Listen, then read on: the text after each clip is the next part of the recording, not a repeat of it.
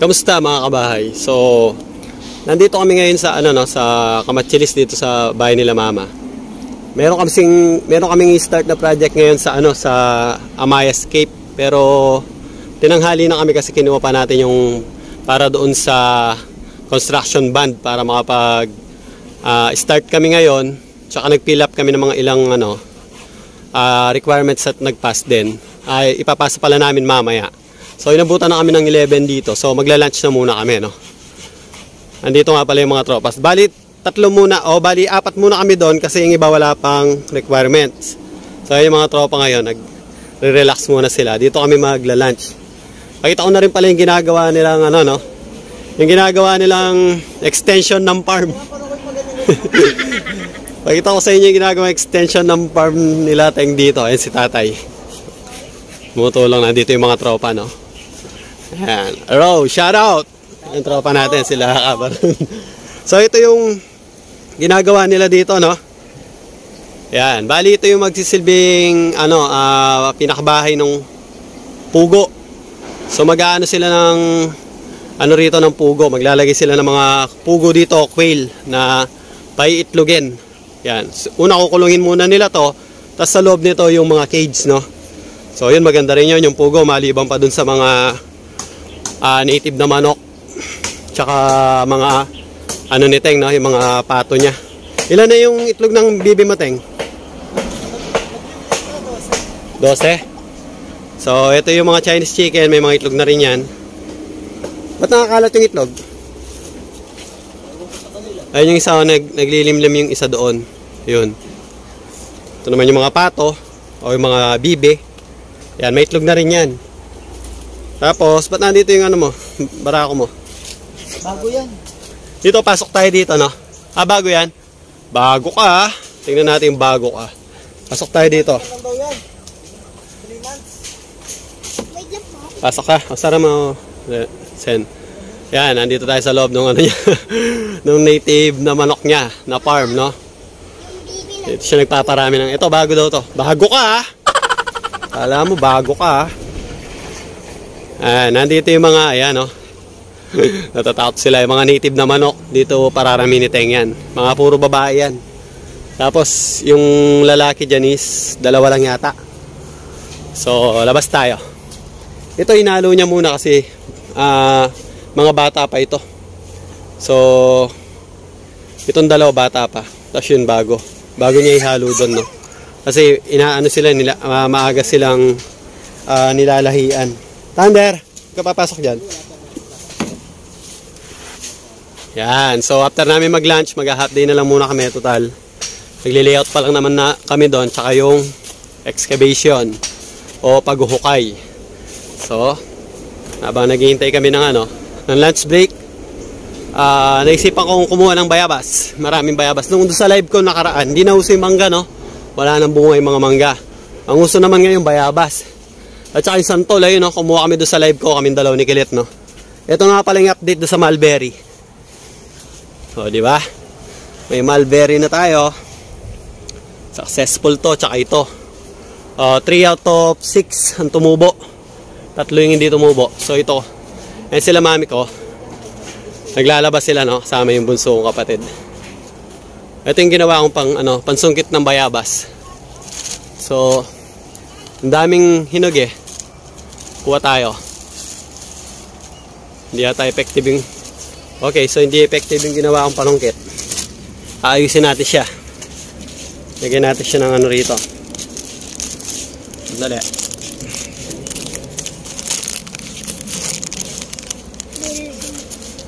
Yan, nilagyan ko siya ng parang sabitan doon. Testing. Kuha tayo. Oo, ha? 1-0.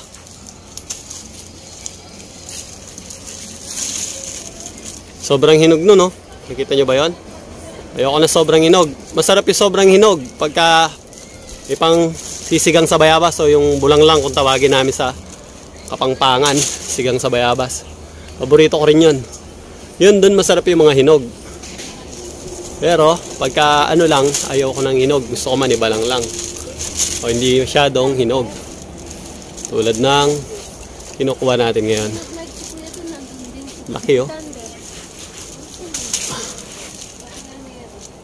Ma, gusto mo yung mga hinog, ma? Kukunin ko? Hinog? Hindi.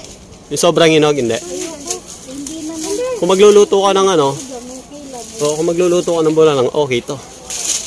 Sen, kunin mo nga yan, Tong. Thunder, nagbablog ka? Kasama ka na sa vlog? Yan, ganyan. Wala na. Eh, sinira mo naman yung ano ko eh.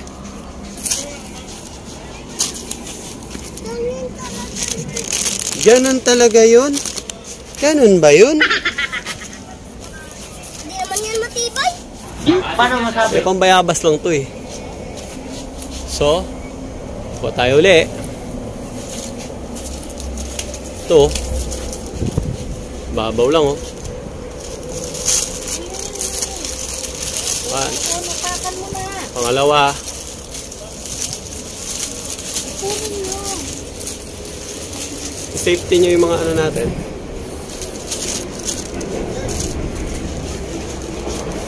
Ito. Taas mo lang to. Yan, ganyan. Yun, kunin nyo.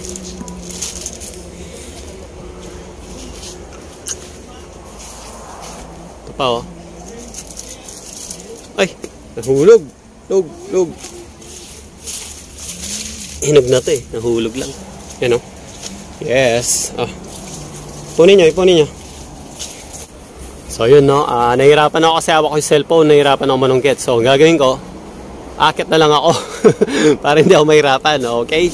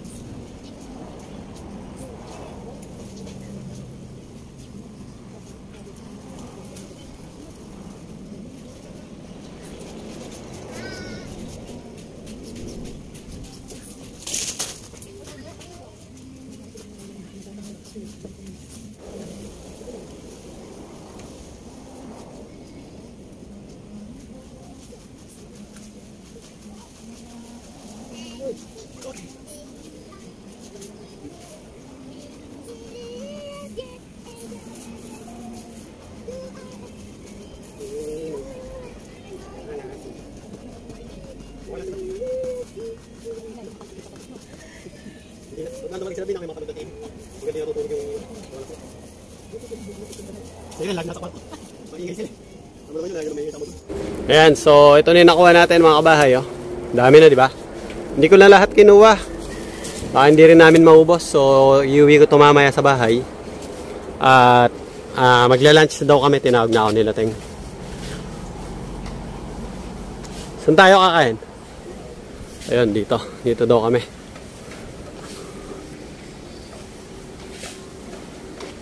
Yan nga pala yung mga gamit. Nagre-ready na kami.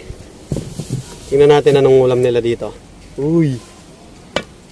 Sali. May sali. Ano to?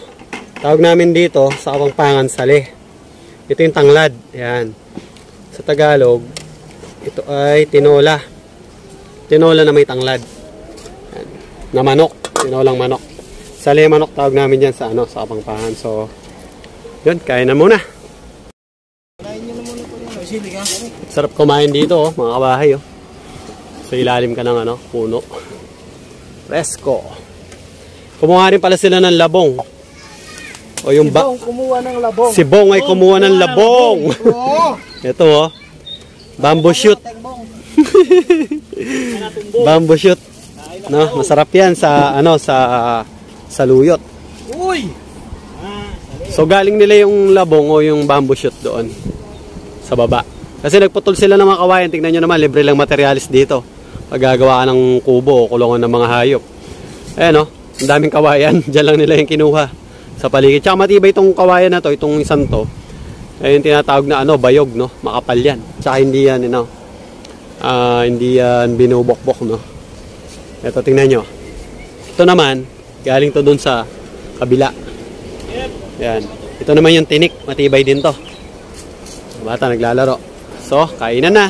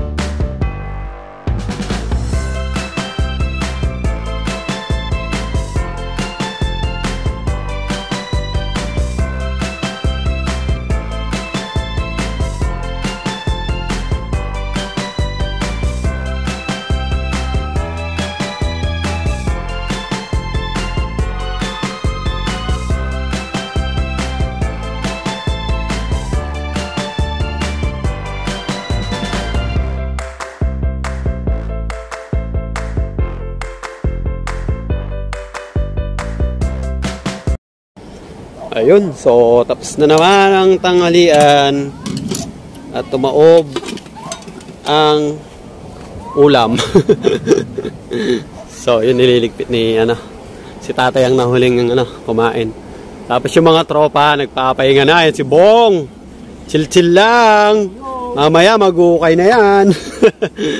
Tap ng boy ni Poroy, paduyan-duyan. So, after namin makapagpahinga dito, maya mga kabahay, babiyahin na kami. So, abangan nyo yun mamaya. Papakita ko sa inyo yung bagong project natin doon. Okay? Yun, so nandito na tayo sa unit nila Sir, no, mga kabahay. So, yun, shoutout kila Sir and Ma'am. Ito na yung unit nila na gagawin natin. So, dito na tayo sa Amaya Escape, Sapang Maysak, Mexico, Pampanga, no. So, ito yung gagawin natin. Bungalow. Meron din sila mga two-story, no. Nakagandaan ng location nila dito. Tingnan nyo mga kabahay. Katapat lang ng clubhouse. Tapos tingnan nyo to. Ganda ng pool. Init diba? May mini pool pa doon para sa mga bata. May basketball court. At may playground. Ayan. Ikot muna tayo. Ituturo ko kayo. Ayan yung playground, no? So, nandun na sila, Teng. At nagki-clearing muna kami ngayon sa bahay. Ayun nga, sa labas. Nagdadamo muna kami, no? Tapos, nagle-layout na rin kami sa loob. Tara, pakita ko sa inyo yung unit sa loob. Pero bago yun, dito muna tayo sa labas pala. So, dito yung magiging carport sa area na to. Tapos, magkakaroon tayo ng room extension dito bilang master's bedroom. Tapos, dito sa likod, kitchen. Tapos, magbabakod tayo rito. At gate. So, punta tayo sa main door. Yan, dito naman sa harap. Yan, dito tayo sa harap. Yung pinto nga pala nila dito is steel door, no? Bakal siya, so matibay. So, kailangan namin gibayin to kasi gigibayin din namin tong buong CR para ilipat namin yung CR dito sa gitna. So, room, tapos magiging room din ito, tapos yung CR nasa gitna. Tapos dito yung master's bedroom na extension hanggang doon sa labas. Tapos dito nga yung living room. Magkakaroon din tayo ng wall partition dito na wall divider. Pero hindi tubular yung gagamitin natin. Yan, makikita nyo yung mga layout na yan. Kahoy yung gagamitin natin dyan. So, abangan nyo rin yun mga kabahay, no? So, separate ang shower, separate ang toilet. Pagpasok mo, 2 pinto. Sa gitna may lavatory naman. So, kailangan namin itong gibain na ngayon para makapag-layout kami rito. Tapos, gigibahin din to kasi magiging room na nga ito. Dito sa likod, ayun ay mga tropa, no? Sila tayong si Poroy at si Bong. So, kami lang muna dito ng 4 kasi yung iba, wala pa sila requirements. May requirements kasi dito, no? Kailangan nila ng MBI cleaners. Dahil magtatrabaho sila sa cold center. Malamig doon sa cold center. So, yun nga mga kabahay. Clearing muna kami sa labas. Tapos magle-layout kami rito. Ito na yung layout ng mga wall. Hollow block ito. Gagrinderin namin at huhukayin yan. So yan, kinakalag na nila yun mga kabahay at naka-ready na para gibain ito para magawa namin yung guhit namin doon at magawa namin. Ito nga pala yung kanyang mga floor plan at elevations. And right side elevation, rear elevation, front elevation. At meron din mga interior no na design, mamaya ipapakita ko sa inyo yun. Nandun sa bag ko, no. So, yun mga kabahay. At subaybayan nyo kami dito mga kabahay, no, hanggang matapos namin to.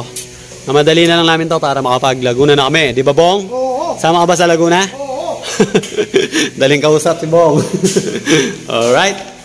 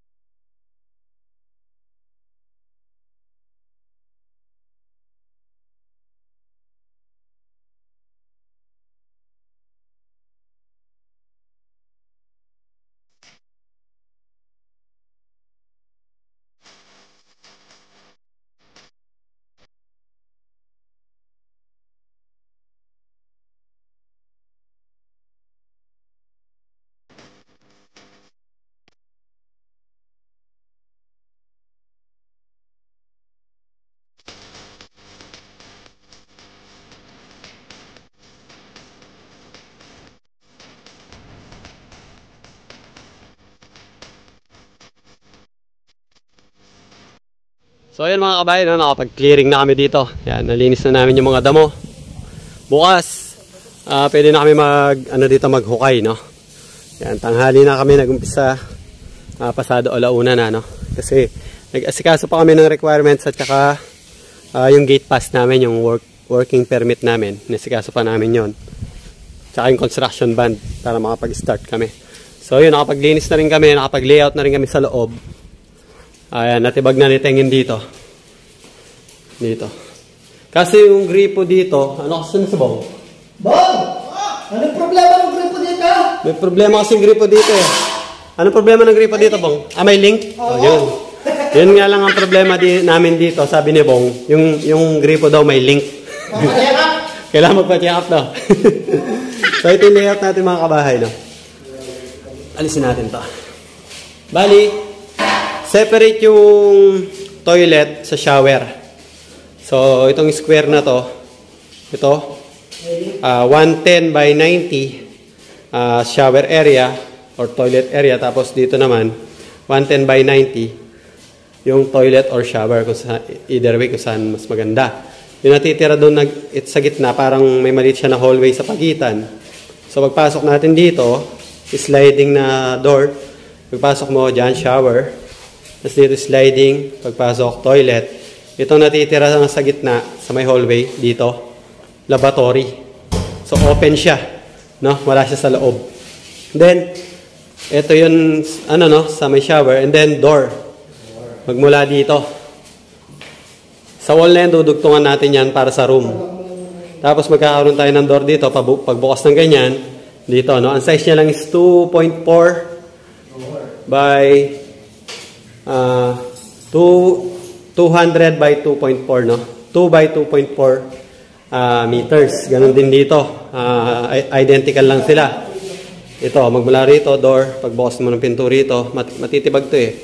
Doon yung kwarto, tapos yung CR na tatanggalin na mapupunta na rito. So, yun mga trabaho dito mga kabahay. Ceiling, tile, tapos may mga design tayo ganyan. Tsaka mga cabinet, syempre. So, saka ayusin namin ibang yung link. para okay na yung lahat. So, yun mga kabahay. Sabaybayan nyo kami bukas sa pagpapatuloy ng trabaho natin dito. Ganon din sa Diakano. Nandun si Gilito at si Kenneth. At bukas, tignan natin yung ginagawa nila doon. So, hanggang dito naman, muna natin tatapusin yung vlog natin sa araw na ito mga kabahay. Alas 5 na naman, tapos na naman yung maghapon pagtatrabaho. So, salamat sa panonood.